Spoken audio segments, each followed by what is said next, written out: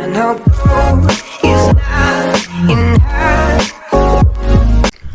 everyone, welcome to Stardust Academy. ഞാൻ റോഷ്ന. നമുക്കിന്ന് GST പഠിക്കാനുള്ളത് bill of supply, debit not, credit note and voucher. ഇത്രയും topics ആണ്. അപ്പോൾ നമുക്ക് നേരെ ക്ലാസ്സിലേക്ക് പോകാം. ഇതിൽ ഒന്നാമത് നമുക്ക് നോക്കാം ബിൽ ഓഫ് സപ്ലൈ. നമ്മൾ ഓൾറെഡി GST ഇൻവോയ്സ് പഠിച്ചു. അപ്പോൾ GST ഇൻവോയ്സ് നോർമലി ഇഷ്യൂ ചെയ്യുന്നത് GST കളക്ട് ചെയ്യേണ്ടതായ സിറ്റുവേഷൻസിലാണ്. ഇനി ബിൽ ഓഫ് സപ്ലൈ നമ്മൾ ഇഷ്യൂ ചെയ്യുന്നപ്പോഴാണെന്ന് വെച്ചാൽ ഒരു സപ്ലൈ നടക്കുവാണ്, അതിന്റെ മേലെ നമുക്ക് GST കളക്ട് ചെയ്യണ്ട, അല്ലെങ്കിൽ നമ്മൾ അതിന്റെ മേലെ GST കളക്ട് ചെയ്യുന്നില്ല.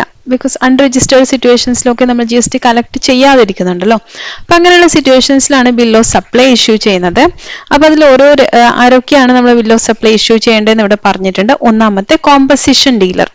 ഇപ്പൊ കോമ്പസിറ്റ് ലെവി നമ്മൾ പഠിച്ചിട്ടുണ്ട്. അതിനകത്ത് നമ്മൾ GST അല്ല കളക്ട് ചെയ്യുന്നത്. അതേപോലെ തന്നെ അതിന് നമ്മൾ പറഞ്ഞിട്ടുണ്ട് GST മീൻസ് ഒരു സെപ്പറേറ്റ് നോർമൽ GST റേറ്റിലല്ല കളക്ട് ചെയ്യുന്നത്. അതേപോലെ തന്നെ അതിന്റെ മേലെ നമുക്ക് ഇൻപുട്ട് ടാക്സ് ക്രെഡിറ്റ് ഒന്നും ക്ലെയിം ചെയ്യാനും പറ്റില്ല അല്ലെ.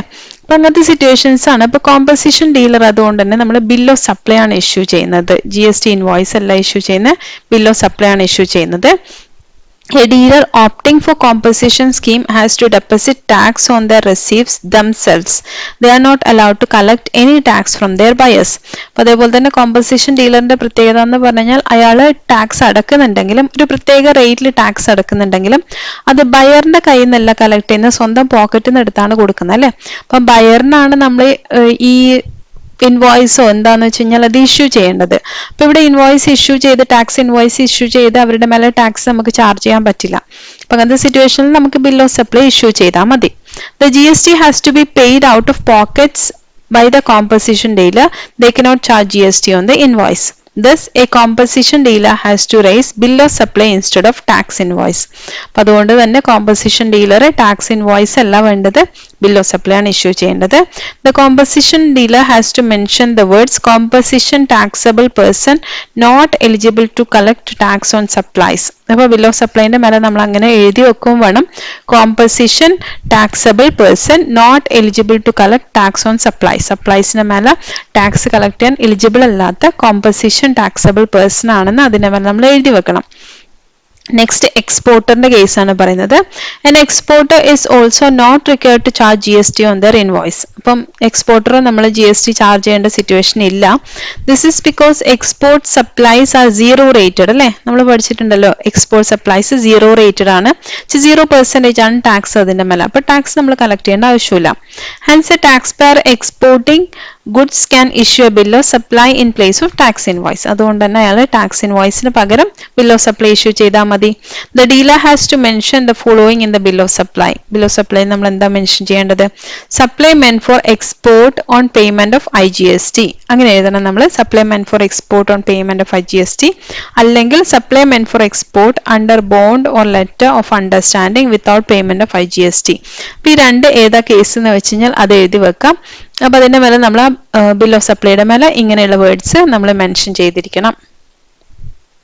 ഇനി നെക്സ്റ്റ് വരുന്ന എക്സംപ്റ്റഡ് ഗുഡ്സ് സപ്ലയർ. എക്സംപ്റ്റഡ് ആയിട്ടുള്ള ഗുഡ്സ് സപ്ലൈ ചെയ്യുന്ന ഒരാളാണെങ്കിൽ, അപ്പൊ അങ്ങനത്തെ കേസിലാണെങ്കിലും അയാൾക്കും ടാക്സ് കളക്ട് ചെയ്യണ്ട അല്ലെ, ടാക്സ് അടക്കേണ്ട സിറ്റുവേഷൻ അല്ല. അതുകൊണ്ട് തന്നെ നമുക്ക് എന്ത് ഇഷ്യൂ ചെയ്താൽ മതി? ബിൽ ഓഫ് സപ്ലൈ ഇഷ്യൂ ചെയ്താൽ മതി. when registered dealer supplies exempt goods or service, they are required to issue bill of supply. For example, ഇവിടെ പറയുന്നത് when a registered taxpayer provides unprocessed agriculture products, they have to issue bill of supply. അപ്പൊ unprocessed ആയിട്ടുള്ള agriculture products ആണെങ്കിൽ നമ്മൾ പറഞ്ഞിട്ടുണ്ട് അത് exempted ആണ് അല്ലെ, അതിന് നമ്മൾ GST നമ്മൾ കളക്ട് ചെയ്യേണ്ട. അതേപോലെ തന്നെ ഫ്രൂട്ട് വെൻഡർ എന്ന് വെച്ച് കഴിഞ്ഞാൽ അത് അൺപ്രോസസ്ഡ് ആണ്, ഫ്രൂട്ട്സ് ആയിട്ടാണ്, അഗ്രികൾച്ചർ പ്രോഡക്ട്സ് ആയിട്ട് നമ്മൾ സെയിൽ ചെയ്യുകയാണ്. അപ്പൊ അങ്ങനത്തെ സിറ്റുവേഷൻസിൽ നമ്മൾ ടാക്സ് ഇൻവോയ്സ് അല്ല ഇഷ്യൂ ചെയ്യേണ്ടത്, നമ്മൾ ബിൽ ഓഫ് സപ്ലൈ ആണ് ഇഷ്യൂ ചെയ്യേണ്ടത്. അപ്പൊ ഇവിടെ നമ്മൾ പറഞ്ഞിരിക്കുന്ന മൊത്തത്തിൽ എന്താ പറയുന്നത്? In the cases where a registered supplier needs to issue bill of supply. Bill of supply issue ചെയ്യേണ്ട സിറ്റുവേഷൻസ് ഒന്നുകിൽ ആ supply exempted, nil rated, non taxable or non GST goods or service എന്ന് വെച്ചാൽ ടാക്സ് കളക്ട് ചെയ്യേണ്ടാത്ത situation. അതേപോലെ tax ഇല്ല. അപ്പൊ tax ഇല്ലാത്ത ഗുഡ്സ് ആണെങ്കിൽ നമുക്ക് എന്ത് ചെയ്താൽ മതി, ബിൽ ഓഫ് സപ്ലൈ ഇഷ്യൂ ചെയ്താൽ മതി. രണ്ടാമത്തെ paying tax under composition scheme. Composition tax അടക്കുന്നുണ്ട്, പക്ഷെ അത് കോമ്പസിഷൻ സ്കീം പ്രകാരമാണ് ടാക്സ് അടക്കുന്നത്. അപ്പൊ അങ്ങനെയാണെങ്കിൽ അയാൾ സ്വന്തം പോക്കറ്റിൽ നിന്നാണ് എടുത്ത് കൊടുക്കേണ്ടത്. അത് നമ്മൾ ബയറിന്റെ കയ്യിൽ നിന്ന് കളക്ട് ചെയ്യേണ്ട ആവശ്യമില്ല. അപ്പൊ അങ്ങനെയുള്ള സിറ്റുവേഷൻസിലുമാണ് നമ്മൾ ബിൽ ഓഫ് സപ്ലൈ ഇഷ്യൂ ചെയ്യുന്നത്. നെക്സ്റ്റ് നമുക്ക് പഠിക്കാനുള്ളത് ഡെബിറ്റ് നോട്ടും ക്രെഡിറ്റ് നോട്ടും. അതിൽ ആദ്യം നമുക്ക് ഡെബിറ്റ് നോട്ട് എന്താണെന്ന് നോക്കാം. A debit not is in GST is a document issued by the supplier in the following cases. ഒരു സപ്ലയർ എപ്പോഴൊക്കെയാണ് ഡെബിറ്റ് നോട്ട് ഇഷ്യൂ ചെയ്യുന്നത് നോക്കാം. Increase in taxable value. നമ്മൾ ഓൾറെഡി വാല്യൂ കാണിച്ചു, ടാക്സബിൾ സപ്ലൈ കാണിച്ചു. അത് increase ചെയ്യേണ്ട സിറ്റുവേഷൻ വരുവാണെങ്കിൽ, എന്ന് വെച്ചാൽ നമ്മൾ കൊടുത്തത് കുറഞ്ഞുപോയി, നമ്മൾ വാല്യൂ ഇട്ടത് കുറഞ്ഞുപോയി, അത് നമുക്ക് കൂട്ടേണ്ട സിറ്റുവേഷൻ വരുവാണെങ്കിൽ നമുക്ക് എന്ത് ചെയ്യാം, ഡെബിറ്റ് നോട്ട് ഇഷ്യൂ ചെയ്യാം. When a supplier requests to increase the taxable value of supply, he has to issue a debit note to the recipient. Next, increase in GST charged in invoice. Invoice നമ്മൾ GST എഴുതിയിട്ടുണ്ട്, പക്ഷെ അത് കുറഞ്ഞു പോയി. അപ്പോൾ അത് increase ചെയ്യാൻ എല്ലാ സിറ്റുവേഷനിലും നമ്മൾ നോക്കണം, നമ്മുടെ കൊടുത്തിരിക്കുന്ന വാല്യൂ കൂട്ടാൻ വേണ്ടിയിട്ടാണ് നമ്മൾ ഡെബിറ്റ് നോട്ട് ഇഷ്യൂ ചെയ്യുന്നത്. When a supplier requests to increase the rate or value of GST charged in an invoice, he has to issue a debit note to the recipient. ഇനി നമ്മൾ കോമൺ റീസൺസ് നോക്കാം debit note issue ചെയ്യുന്ന. Normally supplier issue ചെയ്യുന്ന situations ആണ് നമ്മൾ പഠിച്ചത്. Supplier മാത്രമല്ല ഇത് ഇഷ്യൂ ചെയ്യുന്നത്. അപ്പൊ എപ്പോഴാണ് നോക്കാം, by buyer on purchase return. Buyer എന്ത് ചെയ്യണം, ഒരു സാധനം പർച്ചേസ് ചെയ്തു, അത് റിട്ടേൺ ചെയ്യുകയാണ്. അപ്പൊ ബയറിന് ഇപ്പം പൈസ കിട്ടണം അല്ലെ. എല്ലാ സിറ്റുവേഷനിലും പൈസ കിട്ടേണ്ടപ്പോഴാണ് നമ്മൾ ഡെബിറ്റ് നോട്ട് ഇഷ്യൂ ചെയ്യുന്നത്. സപ്ലയറിന് പൈസ കൂട്ടി കിട്ടണം, അല്ലെങ്കിൽ എന്ന് വെച്ചാൽ നമ്മളെ GST ചാർജ് ചെയ്ത് കുറഞ്ഞു അത് കൂട്ടി കിട്ടണം. ഇനി ബയറിന്റെ കേസ് ആണെങ്കിൽ പർച്ചേസ് റിട്ടേൺ ചെയ്യുവാണ്, റിട്ടേൺ ചെയ്ത് കഴിഞ്ഞാൽ അയാൾക്ക് പൈസ കിട്ടണം. ഇനി next buyer on receiving damaged goods or short quantity കുറഞ്ഞു പോയി, അല്ലെങ്കിൽ ഡാമേജ്ഡ് ഗുഡ്സ് റിസീവ് ചെയ്യാണ്. അങ്ങനത്തെ സിറ്റുവേഷൻ നമുക്ക് എന്ത് ചെയ്യാം, ഡെബിറ്റ് നോട്ട് ഇഷ്യൂ ചെയ്യാം. By buyer if he's over charged or seller agrees to give a discount. അപ്പോൾ ഓവർ ചാർജ്ഡ് ആയിപ്പോയി, അപ്പോൾ പൈസ തിരിച്ചു കിട്ടണം, അല്ലെങ്കിൽ ഡിസ്കൗണ്ട് തരാമെന്ന് പറഞ്ഞിട്ടുണ്ട്. അപ്പം അങ്ങനത്തെ സിറ്റുവേഷൻസിൽ അതിന് സെല്ലർ എപ്പോഴായിരുന്നു നമ്മൾ പറഞ്ഞത്, if he by mistake under charge the buyer. ബയറിന് വാങ്ങിച്ചിരിക്കുന്ന പൈസ കുറഞ്ഞുപോയി, അപ്പോൾ ചിലപ്പം ടാക്സബിൾ വാല്യൂ കുറഞ്ഞു പോയതാകാം, അല്ലെങ്കിൽ GST കുറഞ്ഞു പോയതാകാം. അപ്പം എങ്ങനെയെങ്കിലും നമ്മൾ പൈസ കുറഞ്ഞു പോയ സിറ്റുവേഷനിൽ സെല്ലറിന് എന്ത് ചെയ്യാം, ഡെബിറ്റ് നോട്ട് ഇഷ്യൂ ചെയ്യാം. ഇതിന്റെ നേരെ ഓപ്പോസിറ്റ് ആണ് ശരിക്കും ക്രെഡിറ്റ് നോട്ട് വരുന്നത്. A credit not in GST is a document issued by the supplier in the following cases. Supplier എപ്പോഴാണ് ഇഷ്യൂ ചെയ്യുന്നത് നോക്കാം. ഒന്നാമത്തത്, supplies are returned or found to be deficient by the recipient. ഒന്നിക്ക് recipient എന്താണ്, supplies ഒക്കെ return ചെയ്യുവാണ്. അപ്പൊ return ചെയ്യുന്ന സമയത്ത് നമ്മൾ ബയർ ആണെങ്കിൽ ബയർ ഡെബിറ്റ് നോട്ട് ഇഷ്യൂ ചെയ്യുന്നുണ്ട് അല്ലെ. അപ്പൊ സെല്ലർ എന്ത് ചെയ്യണം, സപ്ലയർ എന്ത് ചെയ്യണം, ക്രെഡിറ്റ് നോട്ടാണ് ഇഷ്യൂ ചെയ്യേണ്ടത്. എന്ന് വെച്ചാൽ അയാളുടെ കയ്യിൽ നിന്ന് പൈസ പോകുന്ന നേരത്തെ നമ്മൾ പൈസ കൂട്ടി കിട്ടാൻ വേണ്ടി ഡെബിറ്റ് നോട്ട് സപ്ലയർ ഇഷ്യൂ ചെയ്ത്, ഇപ്പൊ സപ്ലയറിന്റെ കയ്യിൽ നിന്ന് പൈസ കുറയുവാണ്, എന്ന് വെച്ചാൽ അങ്ങോട്ട് തിരിച്ചു കൊടുക്കേണ്ട സിറ്റുവേഷൻ ആണ് അല്ലെ.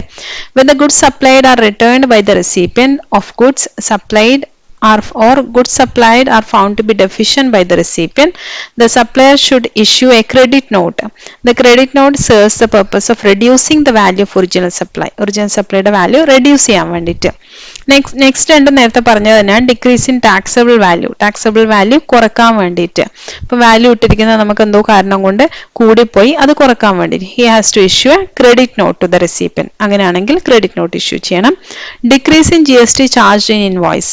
GST ചാർജ് ചെയ്തിരിക്കുന്നത് മീൻസ് കുറക്കാൻ വേണ്ടിയിട്ട്. നേരത്തെ നമ്മൾ കൂട്ടാൻ വേണ്ടിയിട്ടാണ് ഡെബിറ്റ് നോട്ട് ഇഷ്യൂ ചെയ്തെങ്കിൽ ഇവിടെ കുറക്കാൻ വേണ്ടിയിട്ട്. when a supplier requests to decrease the rate or value of GST charged in the invoice, he has to issue a credit note to the recipient.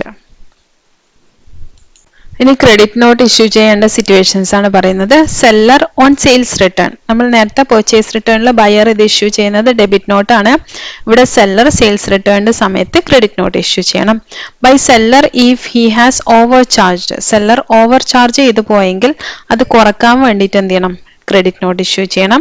Next, by seller if he has to give discount or a scheme benefit. അതേപോലെ തന്നെ ഡിസ്കൗണ്ടോ എന്തെങ്കിലും ബെനിഫിറ്റോ കൊടുക്കണമെങ്കിൽ seller ഇത് issue ചെയ്യണം. അപ്പം നമുക്ക് മനസ്സിലാക്കേണ്ട സൈമൾട്ടേനിയസിലാണ് issue ചെയ്യുന്നത്. ഒരാൾ ഡെബിറ്റ് നോട്ട് ഇഷ്യൂ ചെയ്യുമ്പം അതിൻ്റെ അതർ സൈഡിൽ മറ്റേ ആൾ എന്ത് ചെയ്യണം, ക്രെഡിറ്റ് നോട്ട് ഇഷ്യൂ ചെയ്യണം. Next, by buyer if he has made if he by mistake under charge the seller. സെല്ലറിന് അണ്ടർ ചാർജ് ചെയ്തു പോയിട്ടുണ്ടെങ്കിൽ ബയർ എന്ത് ചെയ്യണം, ഈ പറഞ്ഞിരിക്കുന്ന ക്രെഡിറ്റ് നോട്ട് ഇഷ്യൂ ചെയ്യണം. അപ്പം ഇത്രയാണ് നമ്മൾ ക്രെഡിറ്റ് നോട്ടും ഡെബിറ്റ് നോട്ടിനെയും പറ്റി പഠിക്കാനുള്ളത്. ഇനി നെക്സ്റ്റ് പഠിക്കാനുള്ളത് വൗച്ചേഴ്സ് ആണ്. അപ്പോൾ വൗച്ചേഴ്സ് ശരിക്കും പറഞ്ഞാൽ എന്താണെന്ന് നമ്മൾ GST ഡിഫൈൻ ചെയ്തിട്ടില്ലെങ്കിലും നമുക്ക് നോർമലി ഒരു വൗച്ചർ എന്ന് പറഞ്ഞു കഴിഞ്ഞാൽ a small printed piece of paper that entitles the holder to a discount or that may be exchange for goods or service. നമ്മുടെ കയ്യിൽ ഒരു വൗച്ചർ ഉണ്ടെങ്കിൽ ആ ഹോൾഡറിന് എന്ത് ചെയ്യാൻ പറ്റും? ആ വൗച്ചർ കൊടുത്ത് ഒന്നെങ്കിൽ ഒരു ഡിസ്കൗണ്ട് വാങ്ങിക്കാം, അല്ലെങ്കിൽ അത് വെച്ച് സാധനം വാങ്ങിക്കാം. സിംപ്ലി പറഞ്ഞു കഴിഞ്ഞാൽ നമുക്ക് പൈസക്ക് പകരമാണ് നമ്മൾ ഈ വൗച്ചർ യൂസ് ചെയ്യുന്നത് അല്ലേ. ഇപ്പൊ നമ്മൾ 100 രൂപയുടെ സാധനം അതിനൊരു വൗച്ചർ കൊടുത്തു കഴിഞ്ഞാൽ അത് 80 രൂപക്ക് കിട്ടുമെങ്കിൽ 80 രൂപ കഴിഞ്ഞ് ബാക്കി 20 രൂപക്ക് പകരമായിട്ടാണ് നമ്മൾ ഈ വൗച്ചർ യൂസ് ചെയ്തത് അല്ലേ. അതേപോലെ തന്നെ ചിലപ്പോൾ നമ്മൾ വൗച്ചർ കൊടുത്തു കഴിഞ്ഞാൽ ഗുഡ്സ് കംപ്ലീറ്റ്ലി ഫ്രീ ആയിട്ട് നമുക്ക് കിട്ടാം, അല്ലെങ്കിൽ സർവീസസ് കിട്ടാം. അപ്പൊ അങ്ങനെയാണെങ്കിൽ നമ്മൾ അതിന്റെ കോസ്റ്റിന് പകരം, അതിന്റെ പ്രൈസിന് പകരമായിട്ട് നമ്മൾ ഈ വൗച്ചർ യൂസ് ചെയ്യാണ്. അപ്പൊ മണിക്ക് പകരമായിട്ട് യൂസ് ചെയ്യുന്ന ഒരു സംഭവമാണ് ശരിക്കും വൗച്ചർ എന്ന് പറഞ്ഞു കഴിഞ്ഞാൽ. Voucher for the purpose of GST necessarily means that instrument which should be accepted as consideration for a supply. ഒരു സപ്ലൈക്ക് പകരം ഒരു സപ്ലൈ ചെയ്യുന്ന സമയത്ത് നമ്മൾ കൺസിഡറേഷൻ എന്ന് പറഞ്ഞാൽ ക്യാഷിൽ കയ്യിൽ എന്തോ ആവും. അപ്പൊ ആ കൺസിഡറേഷൻ ആയിട്ട് നമുക്ക് ആക്സെപ്റ്റ് ചെയ്യാൻ പറ്റുന്ന ഒരു ഇൻസ്ട്രുമെന്റ് ആണ് voucher. Therefore, a voucher is an asset for the recipient. Recipient അതൊരു എന്ന് വെച്ച് കഴിഞ്ഞാൽ അത് കിട്ടിയിരിക്കുന്ന ഒരാൾക്ക് അതൊരു അസറ്റ് ആണ് അല്ലേ. അപ്പൊ അതിനൊരു റെസിപ്പിയന്റ് ഇല്ലെങ്കിൽ ശരിക്കും വൗച്ചറിന് ഒരു ആവശ്യമില്ല, വൗച്ചറിന് ഒരു മീനിങ് ഇല്ല അല്ലെ. ഒരു റെസിപ്പിയന്റെ കയ്യിലായിരിക്കണം ആ voucher. Therefore, in case of a supplier issuing a voucher to a recipient of goods on his making a purchase from the supplier, നമുക്ക് എപ്പോഴാണ് വൗച്ചർ കിട്ടാൻ? മിക്കവാറും നമ്മളൊരു സാധനം പർച്ചേസ് ചെയ്തു, അപ്പൊ അതിൻ്റെ കൂടെ ഫ്രീ ആയിട്ട് നമുക്കൊരു വൗച്ചർ കിട്ടാം അല്ലേ. അപ്പൊ അതൊരു ഫ്രീ ആയിട്ടുള്ള ഔട്ട്കം പോലെ എല്ലാം നമ്മൾ യൂസ് ചെയ്യുന്നത് ശരിക്കും പറഞ്ഞാൽ അതൊരു അഡീഷണൽ കൺസിഡറേഷന് പകരം കൊടുക്കാവുന്ന ഒരു സാധനമായിട്ടാണ് നമുക്ക് യൂസ് ചെയ്യേണ്ടത്. ശരിക്കും പറഞ്ഞു കഴിഞ്ഞാൽ നമ്മളൊരു പർച്ചേസ് ചെയ്യുന്ന സമയത്ത് അതിൻ്റെ കൂടെ കിട്ടുന്നതാണെങ്കിലും നമ്മൾ ഇൻകം ടാക്സ് GST പർപ്പസിന് ആ രീതിയിലല്ല നമ്മൾ യൂസ് ചെയ്യുന്നത്. നമ്മൾ യൂസ് ചെയ്യുന്ന എന്ത് പർപ്പസിലാന്ന് പറഞ്ഞു കഴിഞ്ഞാൽ അത് നമ്മളെ പൈസക്ക് പകരം can be used in an instrument that can be used in place of money or other consideration. Money അല്ലെങ്കിൽ ഏതെങ്കിലും ഒരു കൺസിഡറേഷന് പകരമായിട്ട് നമുക്ക് കൊടുക്കുന്ന ഒരു ഇൻസ്ട്രുമെന്റ് ആയിട്ട് തന്നെ നമ്മൾ വൗച്ചറിനെ കാണണം. ഇപ്പൊ GST പർപ്പസിന് നമുക്ക് പല ടൈപ്പ് ഓഫ് വൗച്ചേഴ്സ് ഉണ്ട്. ഒന്നാമത്തെ receipt voucher. A receipt voucher is required to be issued on the receipt of advance payment. Advance payment receive ചെയ്യുന്ന സമയത്താണ് നമ്മൾ റെസീറ്റ് വൗച്ചർ ഇഷ്യൂ ചെയ്യുന്നത്. In respect of the supply of goods or service or both. നമ്മൾ goods or service supply ചെയ്യുവാണ്, അപ്പൊ അതിന് മുന്നേ നമുക്ക് എന്ത് ചെയ്യാണ്? അഡ്വാൻസ് ആയിട്ട് നമുക്കൊരു payment കിട്ടുവാണ്. A registered person shall on receipt of advance payment with respect of any supply of goods or service or both shall issue a receipt voucher. അപ്പൊ ആ സമയത്ത് റെസീറ്റ് വൗച്ചർ ഇഷ്യൂ ചെയ്യും. റെസീറ്റ് വൗച്ചർ എന്ത് ചെയ്യുന്ന വെച്ച് കഴിഞ്ഞാൽ actual നമ്മൾ supply നടത്തി കഴിഞ്ഞാൽ നമ്മൾ എന്ത് ചെയ്യും? അതിന്റെ മേലെ ഇൻവോയ്സ് ഇഷ്യൂ ചെയ്യും. അപ്പൊ ഇൻവോയ്സ് ഇപ്പം 1000 റുപ്പീസിന്റെ സാധനമാണ്, നമ്മൾ 200 റുപ്പീസ് നമ്മൾ അഡ്വാൻസ് ആയിട്ട് കിട്ടിക്കഴിഞ്ഞാൽ അതിനൊരു റെസീറ്റ് വൗച്ചർ കൊടുക്കും. എന്നിട്ട് അതിനുശേഷം നമ്മൾ പിന്നെ 800 റുപ്പീസും ഈ വൗച്ചറും വെച്ചിട്ടായിരിക്കും ആ സാധനം പർച്ചേസ് ചെയ്യേണ്ടത്. അപ്പൊ ആ രീതിയിലാണ് നമ്മൾ റെസീറ്റ് വൗച്ചർ യൂസ് ചെയ്യുന്നത്. Next refund voucher. Refund voucher is issued when no subsequent supply has been made against the receipt voucher received as an advance.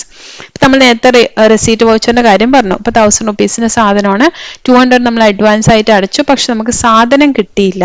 ആ സമയത്ത് നമ്മൾ എന്ത് ചെയ്യും? റീഫണ്ട് വൗച്ചർ ഇഷ്യൂ ചെയ്യും. Where on receipt of advance payment with respect to any supply the registered person issue a receipt voucher but subsequently no supply is made and no tax invoice is issued in the pursuance thereof.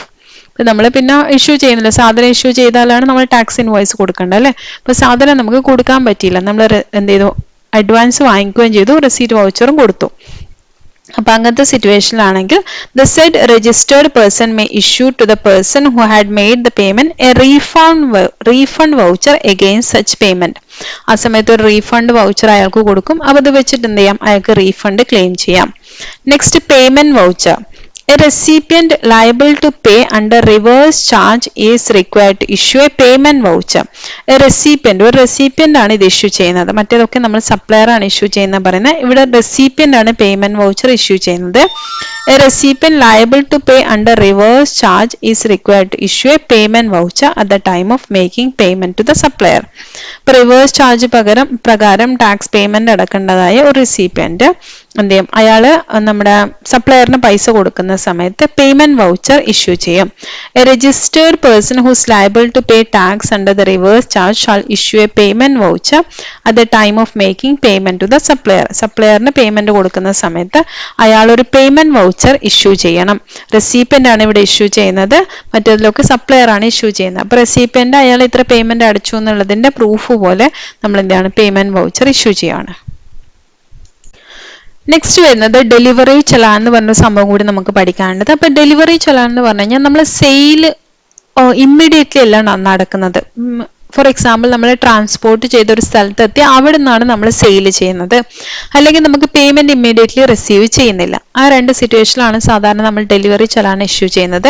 അപ്പൊ ഈ delivery challan അല്ലെങ്കിൽ dispatch challan എന്ന് പറയും. അത് ഒരു situation നമ്മൾ use ചെയ്യുന്ന നമ്മൾ പറഞ്ഞില്ലേ, പെട്ടെന്നല്ല നമ്മുടെ സെയിൽ നടക്കുന്നത്, ഇമ്മീഡിയറ്റ്ലി സെയിൽ നടക്കാത്ത സമയത്ത്. അപ്പൊ അത് ഡെലിവർ ചെയ്യുന്ന സമയത്ത് നമുക്ക് അതിൻ്റെ അകത്ത് എന്ത് ചെയ്യാം, ആ ഡെലിവറി പെർപ്പസിന് വേണ്ടിയിട്ട് നമുക്കത് യൂസ് ചെയ്യാം, ട്രാൻസ്പോർട്ടേഷൻ പെർപ്പസിന് വേണ്ടി നമുക്കത് യൂസ് ചെയ്യാം. അപ്പൊ അതിൻ്റെ അകത്ത് നമ്മൾ എന്ത് ചെയ്യണം, ഡീറ്റെയിൽസ് എല്ലാം കൊടുക്കണം. ക്വാണ്ടിറ്റി, കണ്ടീഷൻ, ഡിസ്ക്രിപ്ഷൻ എന്നൊക്കെ പറഞ്ഞിട്ട് ഐറ്റത്തിന്റെ എല്ലാ ഡീറ്റെയിൽസും അതിൻ്റെ അകത്ത് നമ്മൾ കൊടുത്തിരിക്കണം. എന്തൊക്കെയാണെന്ന് നമ്മൾ പറഞ്ഞുതരാം, എന്തൊക്കെയാണെന്ന് ഡീറ്റെയിൽ ആയിട്ട് ഞാൻ പറഞ്ഞുതരാം. അതിൻ്റെ അകത്ത് ലൊക്കേഷൻ, ടൈം, അങ്ങനെ ഡീറ്റെയിൽസ് ഒക്കെ അതിൽ വെച്ചിരിക്കണം. ഇനി നെക്സ്റ്റ് നമ്മൾ ഒരു സിറ്റുവേഷൻ പറഞ്ഞത് നമുക്ക് പേയ്മെന്റ് പെട്ടെന്ന് റിസീവ് ചെയ്യാത്ത സിറ്റുവേഷൻ. അപ്പൊ അങ്ങനത്തെ സിറ്റുവേഷനിൽ നമ്മൾ ടാക്സ് ഇൻവോയ്സിന് പകരമായിട്ട് നമ്മൾ ഡെലിവറി ചലാൻ യൂസ് ചെയ്യുന്നുണ്ട്. അപ്പൊ രണ്ട് സിറ്റുവേഷൻ നമ്മൾ പറഞ്ഞു. ഒന്ന് എന്ത് ചെയ്യാണ്, നമുക്ക് സെയിൽ പെട്ടെന്ന് സംഭവിക്കുന്നില്ല, ഇമ്മീഡിയറ്റ്ലി സെയിൽ നടക്കുന്നത്. രണ്ടാമത്തെ പേയ്മെന്റ് പെട്ടെന്ന് റിസീവ് ചെയ്യുന്നില്ല. അപ്പൊ രണ്ട് സിറ്റുവേഷനിൽ നമുക്കിത് യൂസ് ചെയ്യാം, ഡെലിവറി ചലാൻ. അപ്പൊ അതിനകത്ത് എന്തൊക്കെ കണ്ടന്റ് വേണം നോക്കാം. കുറേ കണ്ടന്റ്സ് ആവശ്യമുണ്ട്. ഒന്നാമത്തെ date and number of the delivery challan, അതിന്റെ ഡേറ്റ് വേണം, നമ്പർ വേണം. പിന്നെ name, address and GST of the consignor if registered. അപ്പൊ അത് ട്രാൻസ്പോർട്ട് ചെയ്യുന്ന പേഴ്സൺ ആരാണോ കൺസൈൻ ചെയ്യുന്നത് അയാളുടെ നെയിമും അഡ്രസ്സും ഒക്കെ വേണം. Name, address and GST of or unique identity number of the consignee. Consign എന്ന് പറഞ്ഞാൽ അത് റിസീവ് ചെയ്യുന്ന ആളാരാണോ അയാളുടെ GSTIN നമ്പർ അല്ലെങ്കിൽ യൂണീക്ക് ഐഡന്റിറ്റി നമ്പർ എന്താണെന്ന് വെച്ച് കഴിഞ്ഞാൽ അത് കാണിക്കണം. രജിസ്റ്റേർഡ് ആണെങ്കിൽ അത് കാണിക്കണം. ഇനി അൺരജിസ്റ്റേർഡ് ആണെങ്കിൽ name and address, place of supply, ഇത്രയും കാര്യങ്ങൾ നമ്മൾ കാണിക്കണം. പിന്നെ നമുക്ക് വേണ്ട HSN കോഡ് വേണം. ഗുഡ്സിന്റെ കോഡ് ഉണ്ടല്ലോ, കോഡ് നമ്പർ, അത് വേണം. പിന്നെ ഡിസ്ക്രിപ്ഷൻ ഓഫ് ഗുഡ്സ്, എന്താണ് ഗുഡ്സ് എന്ന് ചെറിയൊരു ഡിസ്ക്രിപ്ഷൻ, എന്താണ് സാധനം നമുക്ക് ഡിസ്ക്രൈബ് ചെയ്യാം, ഐഡന്റിഫൈ ചെയ്യാൻ പറ്റുന്ന രീതിയിൽ അതിന്റെ ഡിസ്ക്രിപ്ഷൻ കൊടുക്കണം. Quantity of goods supplied, supply ചെയ്ത ഗുഡ്സിന്റെ ക്വാണ്ടിറ്റി എത്ര കിലോഗ്രാം ആണോ ലിറ്റർ ആണോ ആ രീതിയിൽ കൊടുക്കണം. നെക്സ്റ്റ് ടാക്സബിൾ വാല്യൂ സപ്ലൈ, അതിന്റെ ടാക്സബിൾ വാല്യൂ. പിന്നെ GST tax rate and GST cess, അതിന്റെ മേലെ വരുന്ന GST ടാക്സ് റേറ്റും അതേപോലെ സെസ് ഉണ്ടെങ്കിൽ സെസിന്റെ റേറ്റും. Next place of supply in case of interstate movement of goods, interstate movement നടക്കുവാണെങ്കിൽ അവിടെ പ്ലേസ് ഓഫ് സപ്ലൈയും കൂടി കാണിക്കണം. പിന്നെ സിഗ്നേച്ചർ വേണം. ഇത്രയും കാര്യങ്ങളാണ് നമ്മൾ ഡെലിവറി ചലാനിൽ ഏകദേശം വേണ്ട ഐറ്റംസ്. ഇനി നെക്സ്റ്റ് നമ്മൾ പ്രൊസീജിയർ ഫോർ ഇഷ്യൂയിങ് ഡെലിവറി ചലാനാണ്. ഡെലിവറി ചലാൻ നോർമലി നമ്മൾ 3 കോപ്പി ആയിട്ടാണ്, എന്ന് വെച്ചാൽ ട്രിപ്ലിക്കേറ്റിലാണ് ഇഷ്യൂ ചെയ്യുന്നത്. Original copy must be marked as original for consignee. കൺസൈനിക്ക് വേണ്ടിയാണ്, എന്ന് വെച്ചാൽ റെസിപ്പിയന്റിന് വേണ്ടിയാണ്. അപ്പൊ അതിൽ ഒറിജിനൽ ഫോർ കൺസൈനി നമ്മൾ എഴുതിയിരിക്കണം.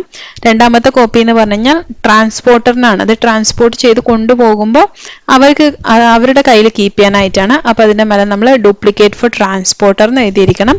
ഇനി മൂന്നാമത്തെ ട്രിപ്ലിക്കേറ്റ് കോപ്പി എന്ന് വെച്ച് കഴിഞ്ഞാൽ അത് ട്രിപ്ലിക്കേറ്റ് ഫോർ കൺസൈനർ ആണ്, കൺസൈൻ ചെയ്യുന്ന ആരാണോ അയാൾക്കാണ് അത് കീപ്പ് ചെയ്യേണ്ടത്. അപ്പൊ ട്രിപ്ലിക്കേറ്റ് ഫോർ കൺസൈനറിന് അതിനകത്ത് മാർക്ക് ചെയ്തിരിക്കണം. ഇതാണ് നമ്മൾ ഡെലിവറി ചലാൻ. അപ്പൊ നമ്മൾ ഇന്ന് പഠിച്ചിരിക്കുന്ന കാര്യങ്ങൾ എന്ന് പറയുന്നത് ഒന്നാമത്തെ ബിൽ ഓഫ് സപ്ലൈ ആണ്. അപ്പൊ അത് ഏതൊക്കെ സിറ്റുവേഷനിലാണ് ബിൽ ഓഫ് സപ്ലൈ ഇഷ്യൂ ചെയ്യാന്ന് നമ്മൾ പഠിച്ചിട്ടുണ്ട്. പിന്നെ ഡെബിറ്റ് നോട്ട് നമ്മൾ പഠിച്ചു, ക്രെഡിറ്റ് നോട്ട് പഠിച്ചു. അപ്പൊ രണ്ടും നമുക്ക് അങ്ങോട്ടും ഇങ്ങോട്ടും മനസ്സിലാക്കാൻ പറ്റുന്നതാണെന്ന് വെച്ചാൽ ഡെബിറ്റ് നോട്ട് ഇഷ്യൂ ചെയ്യുന്നതിന്റെ ഓപ്പോസിറ്റ് സിറ്റുവേഷൻ ആണ് ക്രെഡിറ്റ് നോട്ട് ഇഷ്യൂ ചെയ്യുന്നത്. ഇപ്പൊ ഒരു സപ്ലയർ ഡെബിറ്റ് നോട്ട് ഇഷ്യൂ ചെയ്യേണ്ട സിറ്റുവേഷൻ ആണെങ്കിൽ ബയർ അവിടെ ക്രെഡിറ്റ് നോട്ട് ആയിരിക്കും ഇഷ്യൂ ചെയ്യേണ്ടി വരുന്നത്. നെക്സ്റ്റ് വൗച്ചർ എന്താണെന്ന് നമ്മൾ പഠിച്ചിട്ടുണ്ട്. പിന്നെ എന്തൊക്കെ ടൈപ്സ് ഓഫ് വൗച്ചേഴ്സ് ആണ് നമ്മുടെ GSTയിൽ വരുന്നത്. പിന്നെ ഒരു ടേം കൂടി നമ്മൾ പഠിച്ചു, ഡെലിവറി ചലാൻ എന്ന് പറയുന്നത്. അതുപോലെ ഡെലിവറി ചലാൻ ഏതൊക്കെ സിറ്റുവേഷനിലാണ് ഇഷ്യൂ ചെയ്യുന്നത്, എന്തൊക്കെയാണ് അതിന്റെ കണ്ടന്റ്സ് വരുന്നത്, പിന്നെ അത് ട്രിപ്ലിക്കേറ്റിൽ ഇഷ്യൂ ചെയ്യുമ്പം അത് ഏതൊക്കെ ആർക്കൊക്കെ വേണ്ടിയാണ്, എന്തൊക്കെയാണ് അതിൽ മെൻഷൻ ചെയ്യേണ്ടത്. ഇത്രയും കാര്യങ്ങളാണ് നമ്മൾ ഇന്ന് പഠിച്ചത്. അപ്പൊ ഇതുവരെയുള്ള എല്ലാവർക്കും ക്ലിയർ ആയി എന്ന് വിചാരിക്കുന്നു. അടുത്ത വീഡിയോയിൽ കൂടി വീണ്ടും കാണാം. അതുവരെയ്ക്കും ഹാപ്പി ലേണിംഗ്.